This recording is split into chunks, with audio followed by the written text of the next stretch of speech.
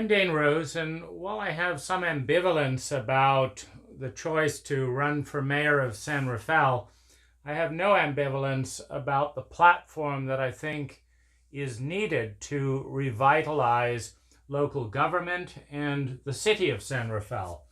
And so I want to talk about a platform of change that I advocate for our city. The first is transparency.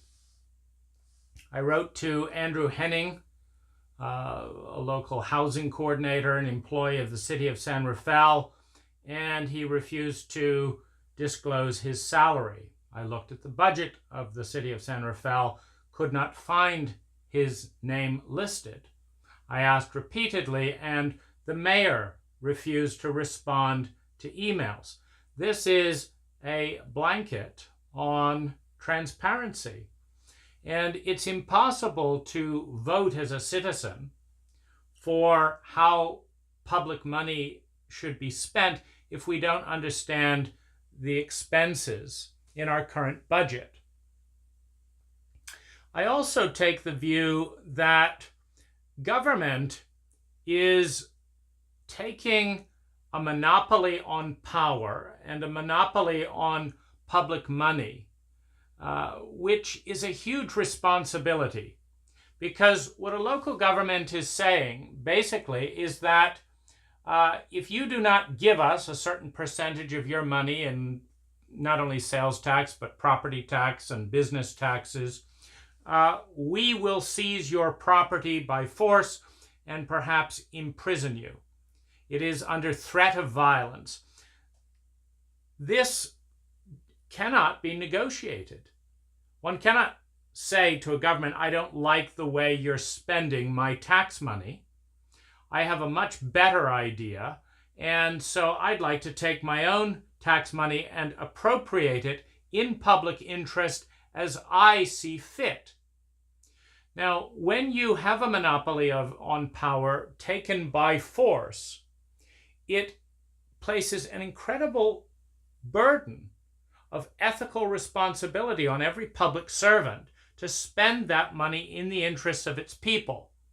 And certainly a big part of that is transparency about how that money is not only collected, but spent in as much detail as the taxpayer is interested in. So transparency is a key part of that.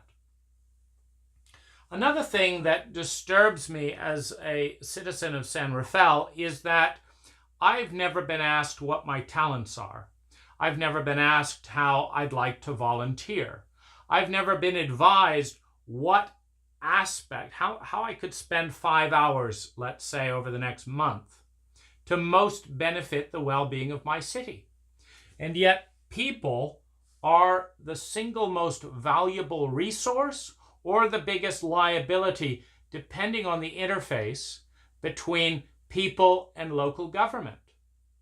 This is a huge untapped resource in any city that does not gather the information of who is technically and competently qualified for what types of skills.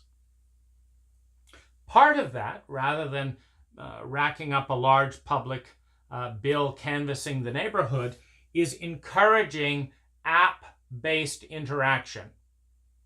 I want San Rafael to have an app. And there's an important set of distinctions that can make that app useful. One of them is knowing who is homeless in our city. One, who is on the verge of homelessness in our city. These are important demographics to support with the facilitation of low-cost housing. I don't say the providing of low-cost housing, because low-cost housing is easily and quickly built if government is out of the way.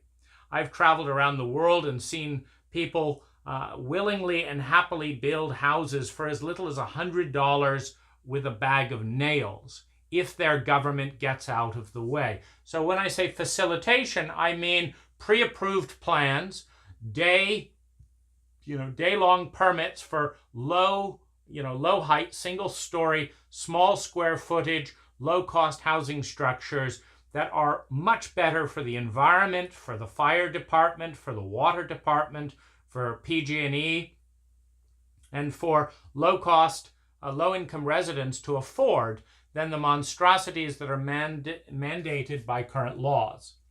App-based initiatives are another important thing. Why can't every citizen in a city suggest an idea in a way they believe would benefit the city? Why can't every other resident scroll through those ideas and upvote the ideas that would most benefit the city with the least amount of tax money, or perhaps be done in a crowd-funded or volunteer basis?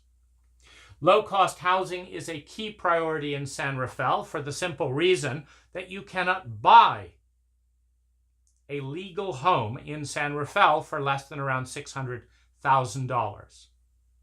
We're now adopting a good policy, Housing First, to transfer some of the enormous amounts of public money being spent redesigning parks, paying emergency medical bills, and increase policing, as well as increase safety costs for others, because homeless individuals, by definition, as a highly traumatized minority, transfer communicable diseases more rapidly than the general population, which we then pay for in medical fees. We need low-cost housing for seniors, college students, our homeless, entrepreneurs, and artists, all of which revitalize our community and can easily be independent. 90% of low-income residents do not require any form of public assistance as long as the government gets out of the way and facilitates low-cost housing. Next, volunteers.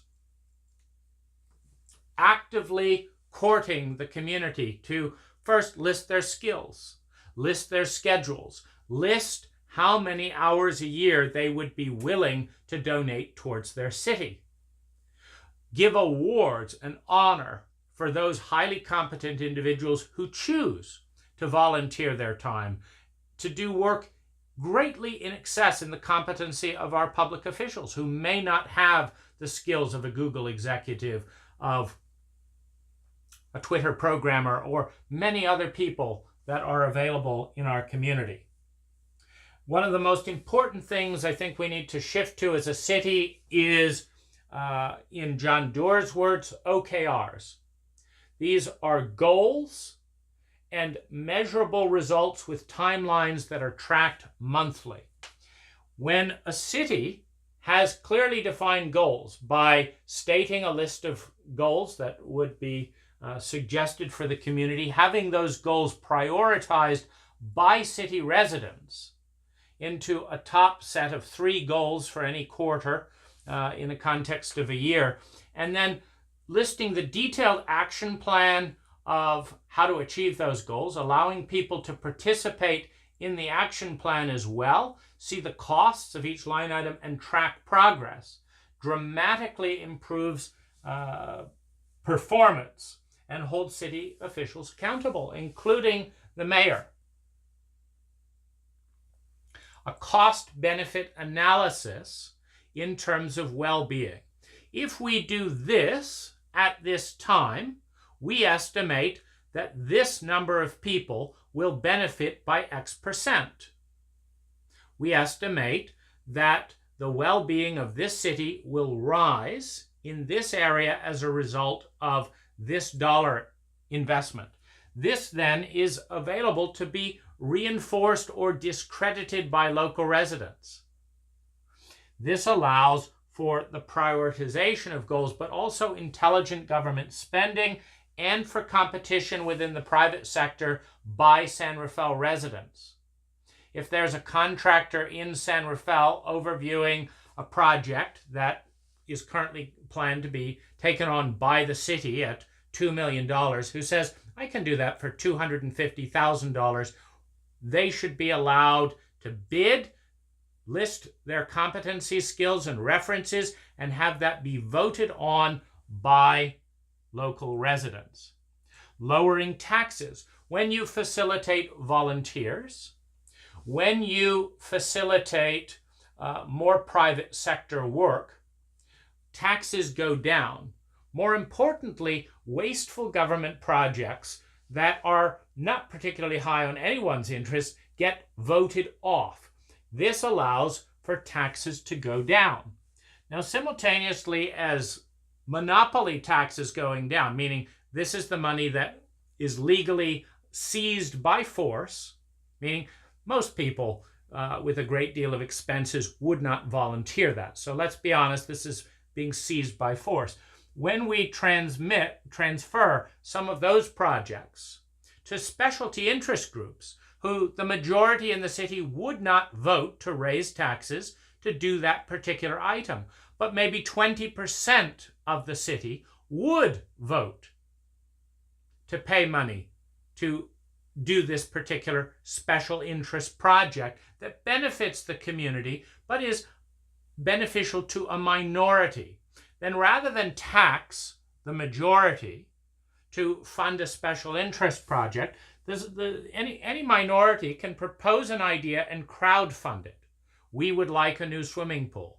It's worth $1,000 to me. Anyone else? And the $200,000 swimming pool for the community can be funded if 200 people agree to put up $1,000. And they can have free membership to the pool. All the people that say they didn't want to pay for it and didn't want taxes raised and any of that, they can pay a fee to use that amenity if they choose. Investment in the community, asking the question, what experiences do you want in our city? What busing, what types of restaurants, what types of amenities, what types of sports facilities, what types of group activities would you like to be happening in our city, and how can we help? Finally, an attitude where the public servants of our city engage with the community, and not only town hall meetings that are sanctioned by the community as opposed to controlled by the power structure. We dole out tidbits in San Rafael where you can arrive at the designated time by our officials. You can submit a question card to the officials to screen, and you have 2 minutes to submit a point and not get a response by your public servants. How about the public decides how much time it needs to present important ideas to the public and to city officials, that other people, other constituencies vote on which topics get handled in which order at a meeting. Leave the officials out of it, let the public decide, and those people be given the time that they need to address their ideas. The other thing that I want to say that is really important for any city government that wants to grow is to understand the fundamentals of the hierarchy of human needs. Basically, Abraham Maslow, in his work, said that in his study of competent nations and people throughout time, said that every human has a need to survive. It's not a preference to have oxygen or food or safe shelter or protection from the police. It is a human need. We have a need to survive. It's not a preference to avoid PTSD with constant anxiety of, am I going to make it through the next day? We need security in that survival. And as a pack mammalian species, we need a sense of love and belonging in our community. These are the base 3 needs. Monkeys do a better job of meeting these needs than our current city. We have homeless individuals who are persecuted by the police, who are treated like trash, who are excommunicated for no other reason than that they don't have $600,000 to buy a house. This is inhumane. It's worse than chimpanzees relating, who don't demand rent and etc. to engage and behave as tribes. Now, by documenting and inviting people to share where they are, how many people in this city are on the brink, are uncertain about survival? How many people in this city are lonely and isolated and don't feel a sense of belonging and cohesion? What do you need to meet those needs? Do you need a group of shipping containers for safe legal shelter? Do you need a place to sleep in your car? Do you need help, grooming, etc. to apply for a job interview so that you can get back on your feet? Do you need a support circle to manage PTSD or other mental emotional diseases that our culture produces in droves? What are your needs in those first urgent levels? And the data is clear. It is cheaper to enable people and to support people in meeting those needs than it is to police, medicate, and do emergency response for people who act out understandably and who cannot fit within the narrow framework of current laws because public money is being spent to write laws and enforce laws that preclude a small demographic of our citizens from even being able to be secure in their survival. Now, it doesn't take a big effort to mobilize small cottages and gardens, emergency shelters for the 500 or so people that are on the edge of survival in San Rafael. The actual building costs for retrofitting a shipping container or even ordering a building on Amazon can be as low as $5,000 a piece. Now, we know for a fact that no homeless person who could move into a free $5,000 structure would choose to sleep out under a bridge and be raped. We know for a fact that no one out in the cold and the rain and being hustled along by the police would choose not to move into a van if given the choice. Our job as a city is to provide safe, incremental, legal ways for people to climb the hierarchy of human needs. And I'm sure that as soon as people are able to get a job, as soon as people are able to get a job because they have safe legal places to sleep with dignity, many will upsize those dwellings and go into more conventional units. But we cannot treat our human beings like animals because we don't have the intelligence to provide housing policies that are as basic as many countries around the world today, such as Thailand, where I don't see a single homeless individual because their government doesn't interfere in their ability to build low-cost, tiny homes on their own land. I'm Dane Rose. Thank you for listening.